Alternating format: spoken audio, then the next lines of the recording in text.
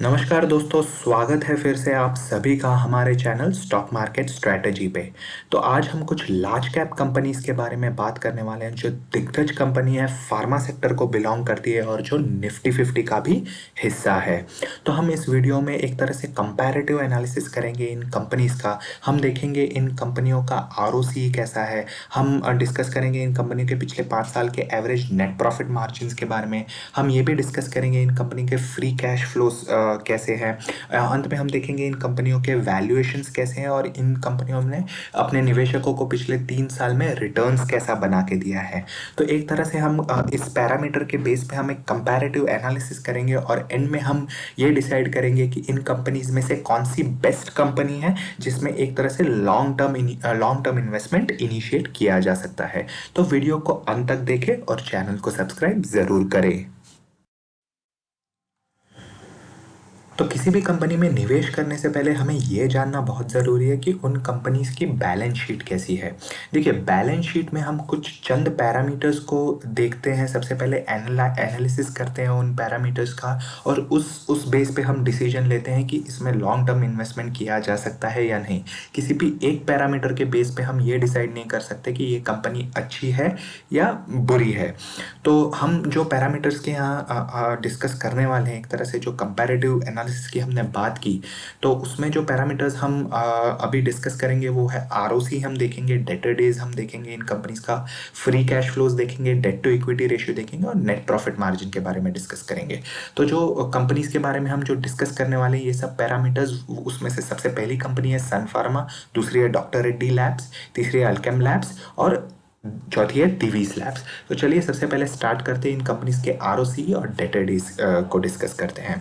तो अगर सन फार्मा की बात करें, पिछले 5 साल का एवरेज आरओसी इनका 3.57 है परसेंट, डॉक्टर रेड्डीज का 12%, एल्केम लैब का 20% और दिवीज लैब का 27%। तो हम देख सकते हैं यहाँ पे एल्केम लैब्स और दिवीज लैब्स का काफ़ी बढ़िया है आरओसी। देखिए 5 साल में कंटिन्यूस सेम आरओसी मेंटेन करना मतलब इतनी आसान बात नहीं है, ये काफ़ी कठिन काम है। तो यहाँ पे एल्केम लैब और दिवीज लैब ने काफ़ी शानदार तरीके से अपना आरओसी मेंटेन किया है। डॉक्टर रेड्डीज ने भी 12%, खराब नहीं है बट इतना अच्छा भी नहीं है। और सन फार्मा का यहाँ पे मैं कहूँगा कि काफ़ी कम है यहाँ आरओसी। आरओसी होता है रिटर्न ऑन कैपिटल एम्प्लॉयड, यानी जो भी कंपनी अपना इन्वेस्टमेंट करती है उस इन्वेस्टमेंट पे कब उस कंपनी को कितना रिटर्न मिलता है उसे आरओसी कहते हैं। अगर इन कंपनीज के डेटर डेज के बारे में बात करते हैं, ये डेटर डेज है as on March 2020। Debtor days Sun Pharma का देखें तो 105 है, डॉक्टर रेड्डीज का भी 105 है, एल्केम लैब्स का 72 है और दिवीज लैब का 96 है।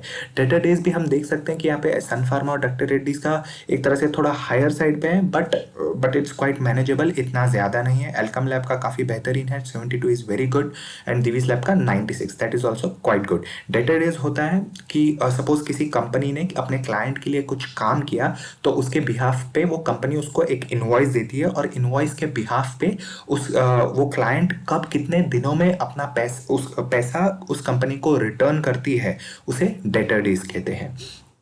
अगर इन कंपनियों के फ्री कैश फ्लोज के बारे में डिस्कस करें तो सन फार्मा का free cash flows as on March 2020 3317 crore है, डॉक्टर रेड्डी लैब्स का 3095 करोड़, अल्केम लैब्स का 134 करोड़, दिवीज लैब का -92 करोड़।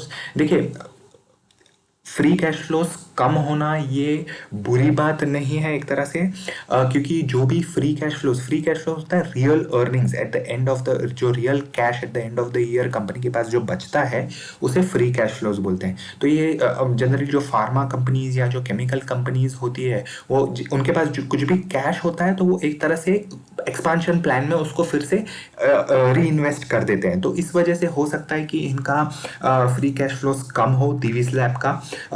तो ये साइक्लिकल रहता है एक तरह से। मे बी आप अगले साल देखेंगे मार्च 2021 में तो दिवीज लैब का फ्री कैश फ्लोज हाई होगा, क्योंकि मे बी तब उनका एक्सपेंशन प्लान कुछ ज़्यादा होगा नहीं। अभी एक्सपेंशन प्लान उनका चल रहा है, इस वजह से थोड़ा उनका माइनस में है फ्री कैश फ्लोज। यहाँ सन फार्मा और डॉक्टर रेड्डीज का काफ़ी शानदार है यहाँ पे फ्री कैश फ्लोज, उनके पास रियल कैश है। तो कभी भी उनको अगर कोई केपेक्स करना, एक्सपेंशन प्लान करना है फ्यूचर में तो वो काफ़ी ईजीली कर सकते हैं। एल्केम लैब का भी 134 crore is not bad, it's good. I would say. अगर डेट टू इक्विटी रेशियो के बारे में बात करें तो चारों कंपनियों ने अपना डेट भी काफ़ी अच्छी तरह मैनेज किया है, कंट्रोल किया है। यहाँ देखिए अल्केम लैब और दिवीज लैब का 0.12, और Divij lab almost debt free है, और अल्केम लैब्स का भी 0.12, यानी काफ़ी काफ़ी कम है। तो बीइंग अ फार्मा कंपनी, इतना कैपिटल इंटेंसिव कंपनी के होने के बावजूद भी इन लोगों ने अपना डेट काफ़ी अच्छी तरह से कंट्रोल किया है। अगर इन कंपनी के पिछले 5 साल के एवरेज नेट प्रॉफिट मार्जिन के बारे में बात करें तो सन फार्मा का 4.5% है, डॉक्टर रेड्डी लैब्स का 14%, एल्केम लैब्स का 16% और दीवीज लैब का 26%। अगेन नेट प्रॉफिट मार्जिन साल दर साल मेंटेन करना, उसको बढ़ाना इतना आसान काम नहीं है, स्पेशली फॉर फार्मा और केमिकल कंपनीज जिसमें काफ़ी कैपिटल लगता है। तो यहाँ पे हम देख सकते हैं अल्केम लैब्स और दीवीज लैब्स ने काफ़ी बढ़िया तरीके से पिछले 5 साल का average net profit margin maintain किया है। डॉक्टर रेड्डीज का भी बुरा नहीं है 14%, बट यहाँ मैं कहूँगा सन फार्मा ने इतना अच्छा बढ़त पिछले 5 साल में, मतलब नेट प्रॉफिट के टर्म्स में इतना अच्छा बढ़त मैं कहूँगा कि नहीं है। तो चलिए अब डिस्कस कर लेते हैं इन कंपनी के वैल्यूएशंस, और हम ये भी जानेंगे कि इन कंपनियों ने अपने पिछले 3 साल में अपने निवेशकों को कैसा पैसा बना के दिया है। तो चलिए डिस्कस कर लेते हैं इन कंपनीज के प्राइस टू अर्निंग रेशियो के बारे में। तो यहाँ पे हम देख सकते हैं सन फार्मा का पी जो है वो 168 है, जो काफ़ी हायर लेवल पे है। डॉक्टर रेड्डीज का 43 है, एल्केम लैब्स का 25 है और दीवीज लैब का 50 है। तो यहाँ पे हम देख सकते हैं एल्केम लैब्स का जो पी है वो अभी भी काफ़ी रीजनेबल है। It is trading at quite reasonable valuations still. अगर इन कंपनीज के पिछले 3 साल के एवरेज रिटर्न्स जो इन्होंने बना के दिए हैं अपने निवेशकों को, उसके बारे में बात करें तो सन फार्मा का 0.85% है, डॉक्टर रेड्डीज का 118% के रिटर्न दिए हैं, एल्केम लैब्स ने करीब करीब 50% के रिटर्न बना के दिए और दीवीज लैब ने 258% के रिटर्न दिए। तो यहाँ हम देख सकते हैं डॉक्टर रेड्डीज, एल्केम और दीवीज ने काफ़ी बेहतरीन रिटर्न बना के दिए हैं पिछले 3 साल में। अगर देखें तो अपने निवेशकों को देखिए, एक तरह से जो ये एवरेज रिटर्न्स आपको यहाँ दिख रहे हैं, तो उसको अगर कंपेयर करें जो भी अपन ने पैरामीटर्स डिस्कस किए, मतलब जैसे कि एल्केम लैब्स की, यहाँ दीवीज लैब की बात करें तो दीवीज लैब ने 258% के रिटर्न दिए। तो दीवीज लैब का जो आरओसी था, उनका जो नेट प्रॉफिट मार्जिन थे, उनके जो डेटर डेज थे, वो काफ़ी अच्छे थे दूसरे कंपनीज के कंपैरिजन में।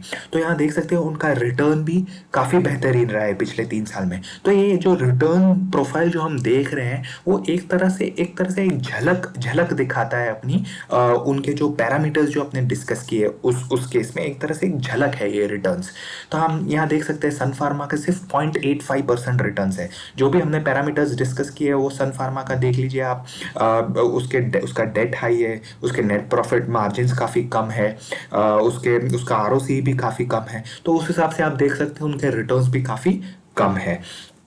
अगर इन चारों कंपनियों में मेरी माने तो अल्केम लैब्स ने काफ़ी शानदार परफॉर्म किया है पिछले 3 साल का। अगर देखें एवरेज और जो भी पैरामीटर्स हमने डिस्कस किए उस बेस पे देखें तो अल्केम लैब्स और दीवीज लैब में एक तरह से कांटे की टक्कर है। बट एक इम्पॉर्टेंट पैरामीटर पे अल्केम लैब्स ने दीवीज लैब को बीट किया है यहाँ पे, वो है प्राइस टू अर्निंग रेशियो। देखिए अल्केम लैब्स अभी भी हाफ वैल्यूएशन पे ट्रेड कर रहा है कंपेयर टू दीवीज लैब है 50 और अल्केम लैब्स है 25। और अभी जो अल्केम लैब्स का जो प्राइस है वो करीब 2700 के करीब चल रहा है, और जो भी अभी मार्केट में रिसेंटली करेक्शन आया था उसमें सारे ही फार्मा स्टॉक्स भी गिरे थे, उसमें अल्केम लैब्स में भी गिरावट आई थी। तो I think this is the best time to initiate long term investment in Alkem Labs. थोड़ा आपको पेशेंस रखना पड़ेगा, बट ये I am sure that this stock will give you very good returns in medium to long term time period. आप इनकी website भी जाके check कर सकते हैं, काफ़ी डाइवर्सिफाइड इनका प्रोडक्ट पोर्टफोलियो है। वेरियस तरह के आप ये दवाइयाँ बनाते हैं, जैसे कि ऑन्कोलॉजी की, कैंसर की दवाइयाँ हो गई, स्किन केयर की दवाइयाँ हो गई, डायबिटीज़ की भी दवाइयाँ हो गई। तो एक तरह से पोर्टफोलियो भी काफ़ी बढ़िया है, और फ्यूचर भी काफ़ी, एक तरह से फार्मा सेक्टर का फ्यूचर भी इंडिया में काफ़ी मुझे ब्राइट लगता है।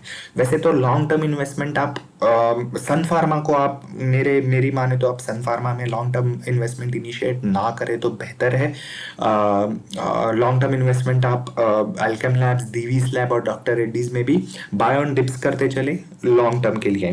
बट कोई भी निवेश करने से पहले आप अपनी एनालिसिस करें, आप अपनी स्टडी करें, रिसर्च करें, फिर ही कोई किसी भी प्रकार का आप डिसीजन लीजिए, क्योंकि पैसा फाइनली आपका है। आप अपने फाइनेंशियल एडवाइजर को भी ज़रूर कंसल्ट करें।